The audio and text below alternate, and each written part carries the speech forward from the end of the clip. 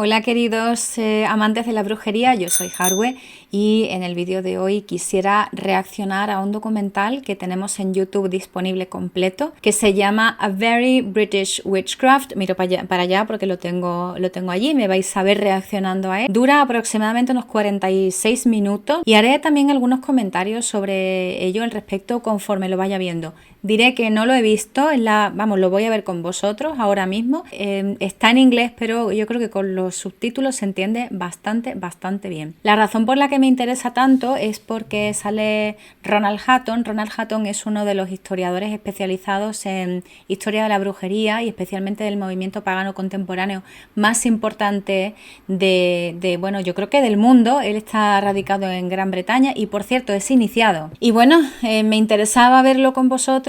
Ya os dije en el vídeo anterior que creo que hay muchísimo desconocimiento sobre lo que realmente es Wicca hoy en día. Se popularizó hace unos años y se tienen unas nociones muy raras sobre lo que es Wicca. En algún momento creo que haré alguna video reacción a algo más porque creo que es necesario. La gente se lee el artículo de Wikipedia y Wikipedia no tiene ni pies ni cabeza. Vamos a ver y vamos a reaccionar a A Very British Witchcraft, es decir, una brujería muy británica. Britain is a hugely diverse religious society, but of all the faiths practiced here, only one is truly British: modern pagan witchcraft, otherwise known as Wicca. Wicca is one of the fastest growing... A ver, lo voy a parar un segundo porque me ha hecho mucha gracia que lo hayan traducido como mimbre. el autotraductor de YouTube lo ha traducido como mimbre porque mimbre se dice Wicca. Entonces, como se dice Wicca, se parece bastante. Y claro, no conocer a la palabra Wicca y lo han traducido como el mimbre. Pero bueno, yo creo que se entiende. Religions in the world. Its followers call themselves witches, worship a goddess of nature, and believe in the power to cast spells. Es bastante... Witches are among us. Es así. There's no doubt about it. A long-held presumption about us that we worship the devil. Oh no, we don't. But the most extraordinary thing about Wicca is the story of how it was born. Because while it looks like an ancient folk religion, Wicca was actually developed in the 1940s by a middle-aged nudist from the New Forest called Gerald Gardner. In one sense, he was highly devious. Bueno, esto me parece muy... A ver, es un documental que no sé quién lo habrá hecho, ahora lo miraré cuando acabe, pero me ha hecho gracia porque es como, al final lo acabamos diciendo, bueno, simplemente era un nudista de los años 40, ¿no? Que se llamaba Gerald Gardner. Y ya, un nudista, bueno, sí, claro, había gente nudista, había gente naturista, pero bueno, no hay que ser tan reduccionista, ¿no? Pero bueno, podría haber dicho perfectamente un Rosacruz, ¿vale? Porque esta gente, los wiccanos del coven original del que procedía Gardner, eran del teatro Rosacruz, que podrían haber dicho eso, pero bueno, yo me imagino que por temas de sensacionalismo le han puesto nudista, y por aquello de que se practica, la brujería gardneriana se practica desnudo. He wasn't a typical founder of a religion. King of the witches. His hair goes this way, his beard goes that way. He was witchcraft. I'm Professor Ronald Hutton. As a historian of British paganism, I've been studying... El nombre es Ronald Hutton, no es Ronald Tucker, ¿vale? Pese a lo que han dicho en este momento. Wicca for over 20 years. In this film, I'm going in search of the truth about this secretive, magical faith. I want to find out how this extraordinary Englishman reinvented witchcraft, became Britain's first celebrity witch, and in the process created a new world religion. Is it not a fact that these meetings are really very largely sexual orgies? They're not in the least.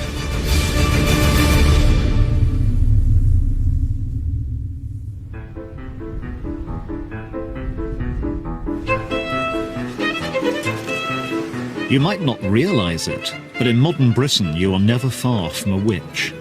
They don't wear pointy hats, and they don't ride on broomsticks, but they do cast spells, and they definitely believe in magic. And unless we're talking about Harry Potter, a lot of people find that... Poco se habla del look en tweed que lleva Ronald Hutton, ¿vale?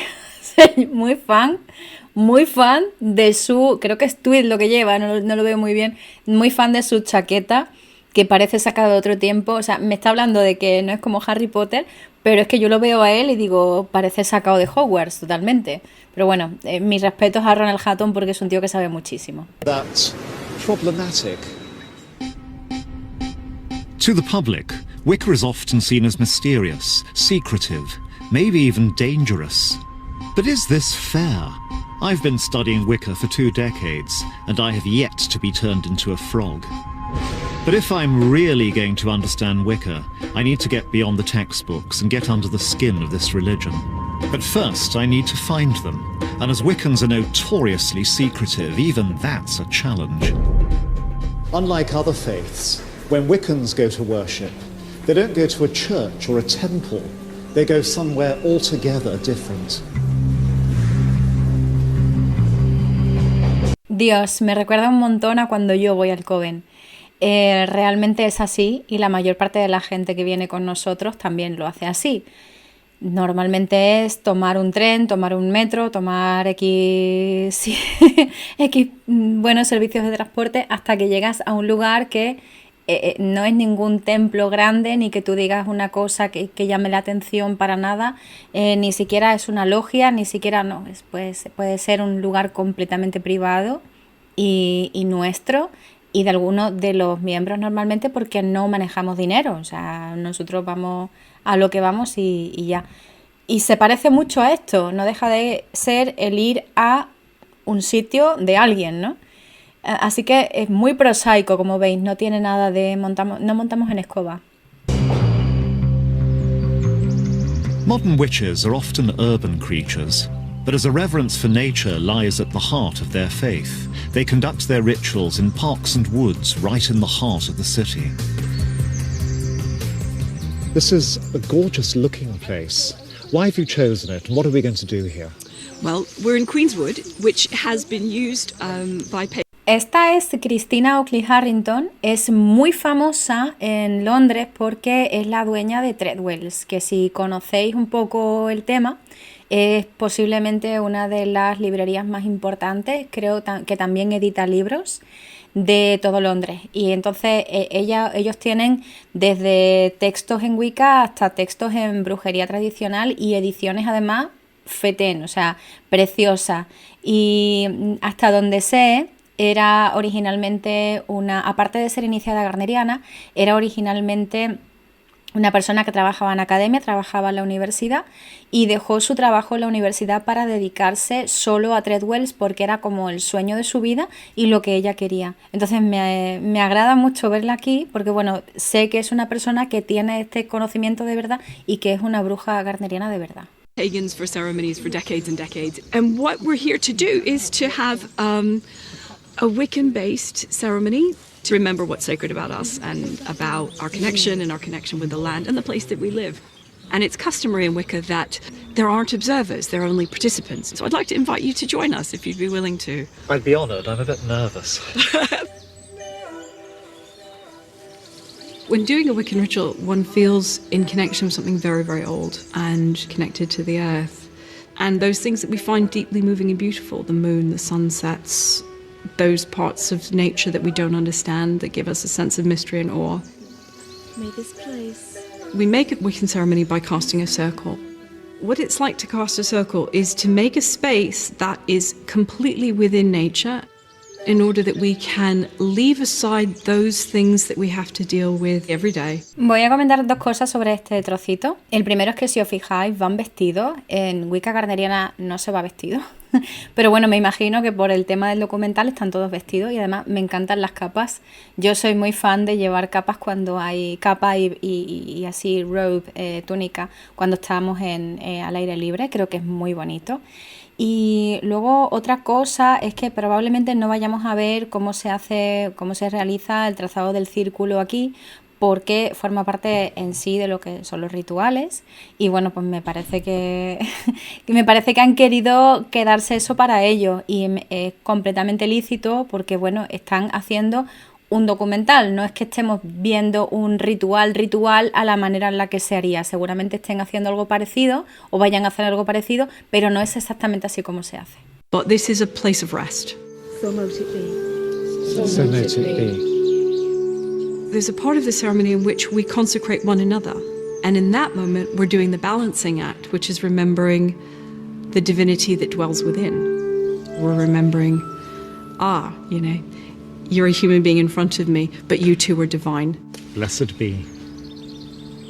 When doing a Wiccan ritual, one feels in connection with something very, very old and very beautiful and very connected to the earth. And all the tension of all the duties and all the things that we have to carry, I just feel it just draining away.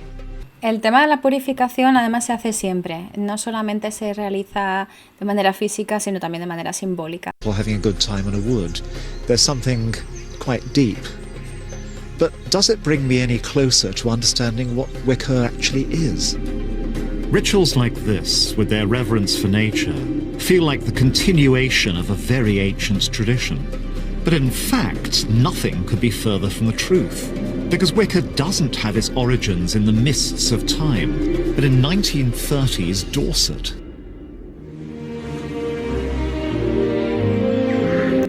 Muy bien dicho por parte del profesor Hutton, chapó, porque realmente es así.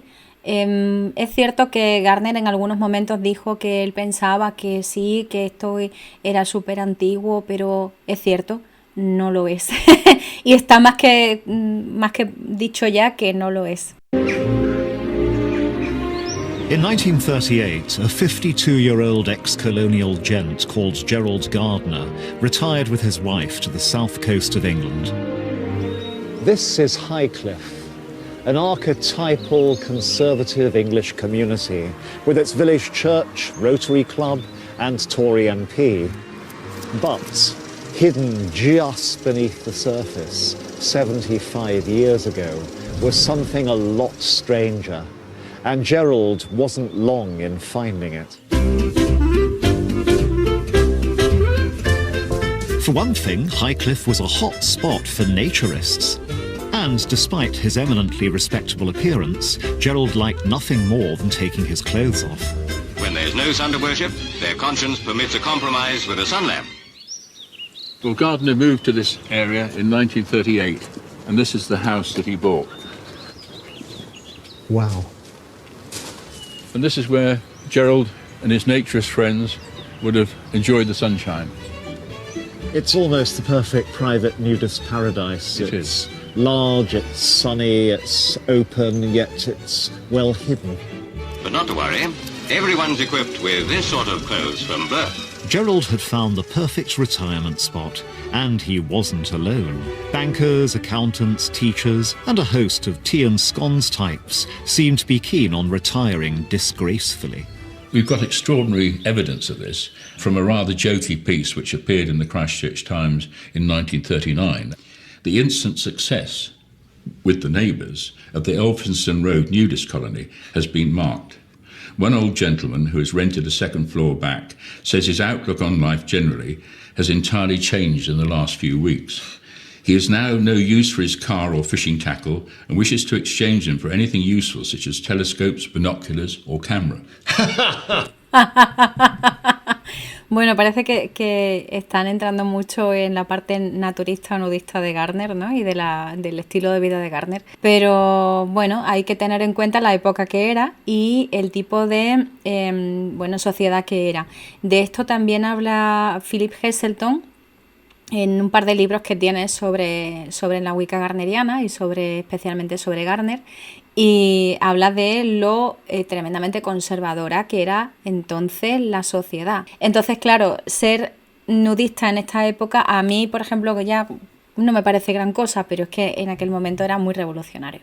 And also Gardner had a darkroom built, and I think he was going to develop and print his own photographs, but it may be that they were of a naturist nature, that it's not the sort of thing you want to take along to your local chemist, because even more rumours would have spread then. He would stand out when he arrived because he would look so different. He had this shock of white hair, and also what I remember was that he had tattoos on his arm. And I know of boys that they would cross the road because he was a bit odd looking. So, even with his clothes on, Gerald seemed different. It was rumoured that his racy photo sessions went along with affairs and a taste for flagellation. But Gerald wasn't satisfied. He was seeking something stranger, and in 1939 he found it. Gerald was about to become a witch. This old house in Hampshire has a remarkable claim to fame, for it was here on a night in 1939 that a middle-aged man called Gerald Gardner was apparently initiated into witchcraft. Me encantan los subtítulos. El jardinero de Gardner, menos mal que estoy escuchando y no estoy leyendo, pero de vez en cuando miro y digo, ¿qué cojones? Bueno, a ver, sí, que va a ser iniciado en la garnería, bueno, lo que después sería la tradición gardneriana, que entonces obviamente no se llamaba así, pero en brujería. Pero bueno, me parece hilarante el que estén todo el rato hilando el tema del nudismo con cómo él vivía, y que parece ser, bueno, porque era una persona era muy excéntrico, pero bueno, eso ya se sabía, ¿no? Era excéntrico para los estándares, era excéntrico porque llevaba tatuajes, era excéntrico pues porque era una persona a la que le gustaba el nudismo en una sociedad muy puritana. I was blindfolded, clasped from behind and told, I give you the password. Gerald claims that he was stripped naked, brought into a room full of witches, all similarly nude, and then given the secrets of an ancient magical religion. I was then pushed through a doorway and into the circle. And then the word Wicca was mentioned. Wicca, witch. They're witches. Witches still exist. He de decir que la experiencia que narran aquí sobre la experiencia de Gardner en sí, de lo que fue la iniciación, es muy parecida a la que yo sentí, ¿vale? O sea, yo creo que es algo común en casi todos los gardnerianos, el hecho de cómo te hacen sentir, y está hecho para eso, ¿vale? Obviamente para que tengas una experiencia lo más parecida a la gente que ha venido antes que tú. Y es guay saber pues que de la persona de la que vienes, pues tú también estás sintiendo lo mismo, ¿no? que sintió esa persona. From that night until his death, nearly 30 years later, Gerald Gardner devoted his life to witchcraft. He appeared in the papers and on TV. He wrote books, and, crucially, he initiated others into Wicca so it would not die with him. The question is, what kind of man in 1930s England decides to become a witch? For clues about Gerald's journey to becoming Britain's most famous witch, we need to delve into his earlier life. Gerald Gardner came from a family that had made a fortune in the timber trade. He grew up in Lancashire, but at the age of 6, he was packed off abroad with his nanny because of ill health, and he never went to school. Gerald Gardner was essentially an unwanted child, I think, really, because he was asthmatic and bronchitic, and he was sent out to the Far East for his health. But the family never really reclaimed him. Gerald was more or less sort of left on his own to learn, and he did. Country of sunshine and shadow, where the ancient mingles with the modern in the busy streets. Gerald became very well travelled very quickly, and as a colonial it was natural for him to seek his fortune among the tea and rubber plantations of the Far East. This is not the driver's usual attitude. He's just posing for our cameraman. But while most colonials were content to sit back and drink G&T, Gerald went out and studied the tribal cultures of the places where he was living. In particular, he became fascinated by tribal ritual magic. It's not uncommon for some to go into a trance, as if hypnotized by the drug. One of the rituals that he attended was putting a young girl into trance. Disease was driven out of their bodies by spells. Magic to these tribal people was a matter of fact affair. It was real. Gerald says it was really quite an atmosphere. It was quite unlike anything that he had seen before. Gardner's fascination with tribal magic went along with a deep interest in Western occultism. Paro un momento aquí porque me ha parecido interesante que esté hablando de que, bueno, todo lo que le gustaba del tema del Lejano Oriente y que le gustó mucho la magia tribal, para comentar que precisamente el día de mi iniciación estuve yendo al Museo de Antropología Nacional de Madrid. No podía hablar porque en ese día me iniciaban y tenía que guardar silencio y fue lo que mejor se me ocurrió, meterme allí y ya. Y una de las cosas que estuve viendo fueron de cuchillos de Asia, de la zona del Lejano Oriente y de la zona cercana a donde había estado Gardner. Y algunas de las explicaciones que venían junto con los cuchillos, las armas, rituales y todo esto eran muy parecidas a las explicaciones que les podemos dar perfectamente ahora mismo a algunas de las herramientas que se dan en Wicca. Y eso me llamó mucho la atención porque, claro, era el día de mi iniciación, con lo cual yo hilé rápidamente y luego había conceptos sacados del Tantra que a mí también me parecen muy parecidos, muy similares a lo que se da ahora mismo en Wicca, por lo menos en la iniciática.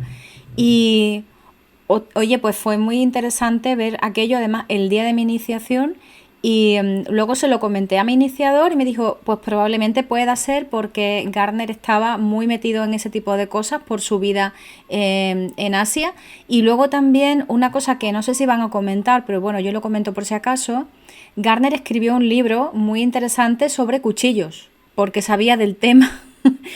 Fue funcionario, por cierto, allí, se llevó muchos años trabajando de funcionario, tenía un buen trabajo y escribió un libro sobre cuchillos y dicen que es el mejor libro que escribió de todos los que escribió. He was inspired by pioneers like Sherlock Holmes author Arthur Conan Doyle, who was heavily involved in spiritualism and had become one of the most prominent public figures in magic and the supernatural. Gerald picked up on Conan Doyle's magical world, and it wasn't long before he was following in his footsteps, experimenting with seances and spiritualism. The tribal rituals he then witnessed in Malaya only cemented this belief that magic was a powerful and very real thing. So, by the time he retired to Highcliffe, Gerald had been studying magic for decades. And he soon made contact with local occultists, in particular a large group of Freemasons who were based nearby. He found a people who were... Bueno, creo que no lo pone bien los subtítulos, pero os lo digo yo. Se encontró con un grupo de masones. Bueno, sabéis que dentro de los masones pues pueden haber muchas órdenes paralelas y una de ellas eran gente que trabajaba, que estaba en el Teatro Rosacruz, y a él pues bueno le llamó mucho la atención y se metió allí. Y de allí pues el tema iniciático y demás, ¿no? Un poco de lo que hablaba el otro día en el que si no lo has visto y a verlo por favor, el de la diferencia entre Wicca iniciática y Wicca no iniciática, y yo hablaba pues de lo que es de quién inició el primer iniciado. Yo decía, normalmente se suele venir de una orden anterior, ¿no? Pues fue el caso, por ejemplo, de Gardner. Gardner venía de una orden anterior. If not exactly like-minded, then similarly minded. There were some people who were very interested in esoteric things. There were others that were interested in nature and nature spirits. They were people who knew the local folklore. They knew the lie of the land. Those people, as he got to know, were interested in something else as well. This something else turned out to be a kind of native English version of the ritual magic Gerald had experienced in the Far East. It was real English witchcraft, and Gerald wanted in. Imagine, if you can, how this sort of thing would have seemed to most people in 1939. To most residents of Highcliffe, had they but known the truth, Gerald would have seemed little short of insane. But was this all madness, or was Gerald simply following tradition? In Britain there is a long history of useful witchcraft dating back to the Middle Ages. Known as the cunning folk, these witches would cast spells to heal the sick or bring good luck. Research has shown that Gerald essentially used these spells in his own New Forest rituals. But it was his ambition that set Gerald apart from the cunning folk of old. For him, these English folklore spells held much greater power. De hecho, hay un ritual en el libro de la sombra que tú lo ves y dices, no tiene nada que envidiarle y se ve perfectamente que es un ritual de estos antiguos en los que se utilizaban para que se curara a la gente. Me acuerdo que vi uno en el libro de Rafael Martín Soto de brujería andaluza, que era clavado a uno que vi en mi propio libro de las sombras, de mi propio coven. Y claro, yo decía, wow, o sea, son los mismos remedios, claro, porque todos estos remedios al final se parecen mucho, ¿no? Gerald had ambitions to use magic on a much grander scale that would change not just your health, but the entire world. He was about to test his newfound magical powers against something truly dangerous. As just across the sea, Hitler began to threaten invasion. When he wasn't casting spells, Gerald was also a prominent member of the local Home Guard. And so, it made sense to Gerald to prepare to repel the Nazis, not just with rusty bayonets, but with magic. And on one night in 1940, that's exactly what he and his coven are said to have done. We were taken at night to a place in the forest where the Great Circle was erected. I've come to the depths of the New Forest in search of the exact location of this famous magical encounter. And here to talk me through it is Gerald's biographer, Philip Heselton. Yes, hello, Ronald. Glad you found it all right. We're here. El nombre del señor es Philip Heselton, ¿vale? Que es uno de los biógrafos de Gardner y de hecho, vamos, creo que la mayor parte de las biografías y las monografías sobre el coven de Bricket Wood las ha hecho Philip Heselton, si no me falla la memoria. Yeah, because Gerald Gardner said we were taken at night to a place in the forest, and there we created the largest cone of power that we had ever attempted. What's a cone of power? Well, it's not a physical cone. It is something magical, a thought form, if you like. This was to be directed towards the high command of the German army and indeed to Hitler himself. For Gerald, the threat of German invasion was the perfect opportunity to demonstrate the true power of Wiccan magic. And the great cone of power was raised and slowly directed in the general direction of Hitler. They built up power, dancing quickly round. And then when that power had reached its climax, there was this cone of power which could be seen by those who were sensitive to these things. The command. Cone of Power, no con Apple. Cone of Power, cono de poder, es el tipo de, bueno, pues como se dice normalmente, cómo se expresa cuando unos individuos que forman parte de un coven hacen una serie de danzas y erigen energía, ¿vale? Para dirigirlo hacia, bueno, con una intención, ¿no? Ya sea para dentro del grupo, fuera del grupo, como sea. Pues en este caso parece que levantaron un cono de poder y enviaron la energía a Hitler directamente. Was given. You cannot cross the sea. You cannot cross the sea. They rushed towards the fire, at the same time raising this cone of power and sending it over to the German High Command and indeed to Hitler himself. I have to confess, although the night isn't particularly cold, I'm shivering a bit here. I got wet feet. It's pretty uncomfortable. Would it have been similarly physically exhausting for them?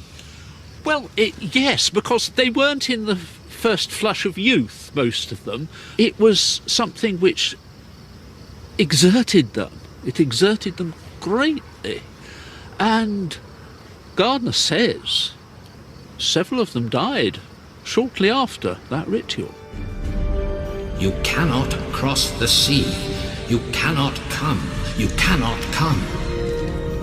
This was, if you like, the life force of the individuals coming out. This was important to them. And they were prepared to sacrifice themselves, if necessary, in order to achieve this objective. This wasn't just doing it for fun. These were people, you know, they were too old to join up, and all right, Gardner was in the Home Guard, but they felt they wanted to do something. And so they used the skills that they believed that they had, which were the magical ones.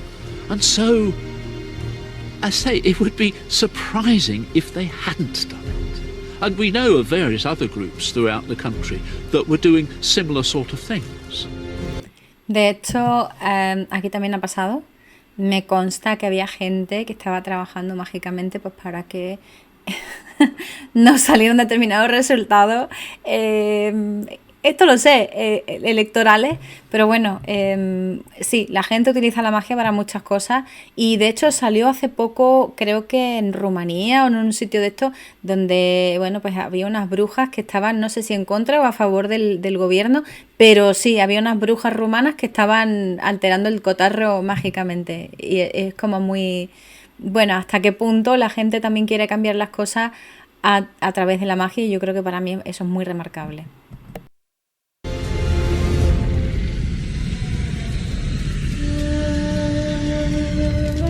Now, from the perspective of the present day, this story might seem utterly preposterous. Witches effectively sacrificing their lives in order to create a spell to ward off the Nazis. But Hitler didn't come, and even the British government seemed to feel threatened by the power of magic. Shortly after Gerald's Cone of Power ritual, a spiritualist called Helen Duncan was actually prosecuted for her occult activities. Duncan had rattled twitchy naval officers and attracted the attention of the authorities in 1944, when she held séances in Portsmouth and began answering questions about people's relatives who'd been killed in action.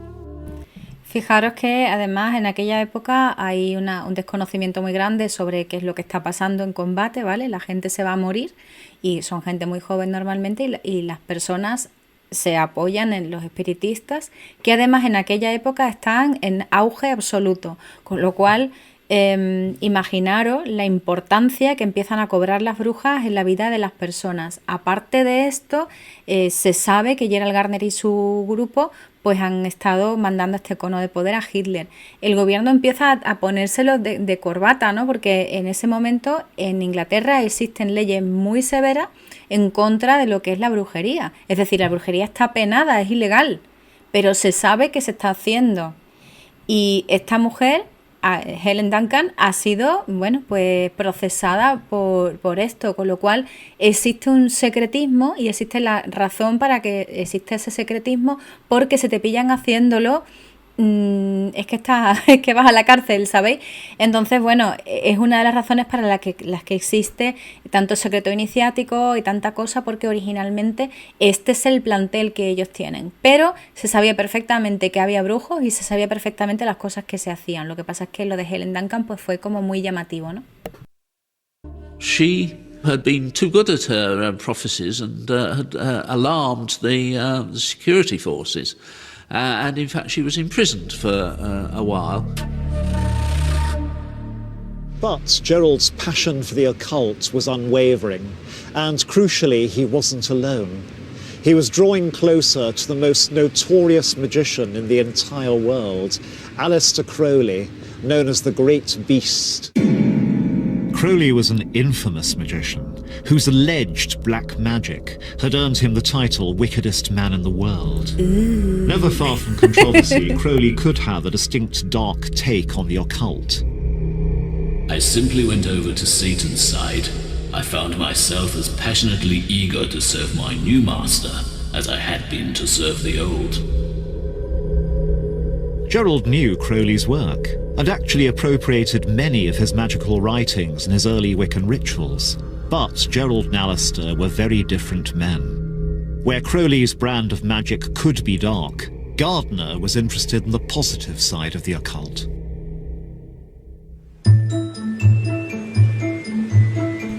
Aún así se hicieron amigos y se sabe que se estuvieron carteando durante un tiempo. And these colourful characters gathered here at the Atlantis bookshop, which had a temple in the basement and sold rare texts with instructions on how to summon the dead, talk to angels, and wield supernatural power. It became a safe haven for like-minded people to come, meet, and discuss things without prejudice, and it gave them the protective colouring that at the time they needed. What sort of things happened at this shop, and why do they matter to history? They matter because there were so few places that people who've been interested in this sort of thing could meet their fellows, where you could talk as equals, whether you were a witch or whether you were a high ceremonial magician or an astrologer or a numerologist, you have always been treated as equals here. And people would have enjoyed each other's company because they could talk honestly. What do you think of Gerald Gardner? My father used to come home saying, "He's in again today, kids. King of the witches. His hair goes this way, his beard goes that way." And he had style, he had presence, and he had a great cracking wit as well. That charismatic person is exactly what you need to create a movement. And this gave him a platform, not exactly as a recruiting platform, but it was a place where people could come, meet each other, be gently vetted to see if they were suitable. Crowley was nearing the end of his life, and he wanted Gardner as heir to his secret occult society. But Gerald was not content with a secretive underground subculture. He wanted to take Wicca to the masses. So that's exactly what he was about to do, with a bang. Is it not a fact that these meetings are really very largely sexual orgies? They're not in the least. Dr. Gerald Rosso Gardner is a qualified scientist. He is also a witch. This is Gerald Gardner, appearing on the BBC's Panorama programme in 1958. Most witches are initiated quite young, and of course, some of them are young, some of them are middle-aged, some of them are old. Just a few years previously, Gardner had been performing spells in the New Forest with a small coven of witches. So, how on earth did Gerald make the transition from local eccentric to celebrity on the BBC's flagship current affairs programme? Gerald had come back to London in the mid-1940s full of enthusiasm about Wicca, but he had to be careful. Me estoy muriendo de risa con los subtítulos. Y menos mal que no les estoy prestando atención todo el rato, pero de vez en cuando sí. It might be okay to discuss this stuff in the safety of the Atlantis bookshop, but the Witchcraft Act was still in force. In those days, to proclaim yourself a public witch was illegal, and to be involved in the occult made you a social pariah. In the 1940s, the core beliefs of Wicca were so radical, it was a very risky religion indeed. Britain was still a very orthodox society, and anything other than Christianity was treated with suspicion. But Gerald was desperate to spread the Wiccan word, and so in 1949 he found a compromise. He adopted a pseudonym, and he published a novel. And this is it, High Magic's Aid. Although it had to be disguised as a work of fiction, it is actually the first published account of Wiccan magic. This passage, one of many, describes how to conduct a classic Wiccan ritual. Upon the altar lay the remaining pentacle, also cords, black cloth, and other things which he would want for the operation. Taking this pentacle, he bound it with a cord and shrouded it with a cloth. It could be seen just as a story, but for those in the know, it was quite revealing.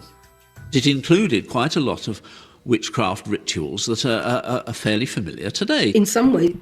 Habla también, y esto lo quería comentar, de la ley del 3, que se saca de aquí, de High Magic's Aid. Pero hoy en día no se considera como parte de la ortodoxia de la Wicca iniciática, y de hecho, por ejemplo, en mi coven no hablamos de ello, es decir, que no lo tenemos en cuenta, el tema de todo lo que hagas te viene devuelto por 3, pero sí que salía en High Magic Set. Yo creo que como una manera de Gardner de limpiar un poquito lo que podía ser la brujería y Wicca, lo que posteriormente sería Wicca, en la sociedad británica de la época, porque incluso publicar una novela con ese tipo de contenido pues puede ser muy heavy para el momento en el que se estaba viviendo. It's a terrible novel. It's too many ye's and prithys and fosses and thous. But in essence, it's witchcraft writ large there. Sí, es cierto, no es buena.